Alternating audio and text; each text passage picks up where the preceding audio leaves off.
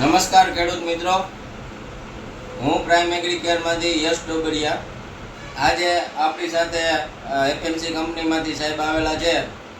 તો માંડવીમાં અત્યારે 20 થી 25 દિવસની વાર હોય તો ત્યારે ખેડૂતને ગોગડા માંડવીમાં જે થઈ ગયા હોય તો એના માટે અત્યારે સારામાં સારો ડોઝ કયો છે જેનાથી ગોગડા પૂરતા ભરાઈ રહીએ અને માંડવીમાં એક સારું ઉત્પાદન આપણે લઈ શકીએ ખેડૂતને. તો થોડીક માહિતી આપો ખેડૂત મિત્રો. થેન્ક યુ યશભાઈ. નમસ્કાર ખેડૂત મિત્રો, મારું નામ વિરડિયા નિલેશ. હું એફએમસી કંપનીમાં ગોંડલ હેડક્વાર્ટર પર કાર્યરત છું.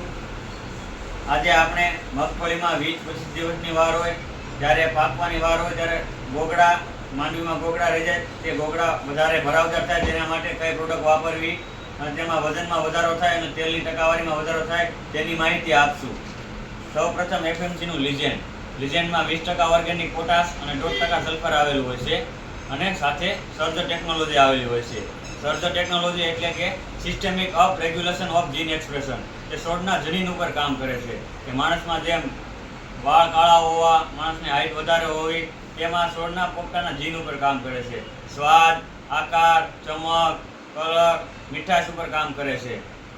આનું કામ છોડમાં પોપટામાં વજનમાં વધારો કરવાનો અને તેલની ટકાવારીમાં વધારો કરવાનો. 1.5% સલ્ફર આવે એટલે કે તે ફૂગનાશકનું પણ કામ કરે છે. આનું પ્રમાણ 4 ગ્રામ પ્રતિ પંપ અને 48 ગ્રામ પ્રતિ એકર છે. અને સાથે તમે સુમિટોમો કંપનીનું પ્રોજી બીજી 1 ગ્રામ પ્રતિ પંપ લેખે તમે ઉપયોગ કરો તો તમને ડબલ રિઝલ્ટ મળે છે. લિજેન્ડ મગફળીમાં તો ચાલે પણ બધા પાકમાં ચાલે, જેમ કે મરચી, કપાસ, ચણા, જીરું. ફૂલ અવસ્થાએ મારો તો ફૂલમાં વધારો કરે, ફળ અવસ્થાએ મારો તો ફળની સાઇઝમાં વધારો કરે. એ રીતે તેનું કોઈ પણ અવસ્થાએ છંટકાવ કરો તો તેને છોડને જરૂરિયાત મુજબ એમાં છોડમાં ઇન્ક્રીમેન્ટ લાવે છે. Thank you.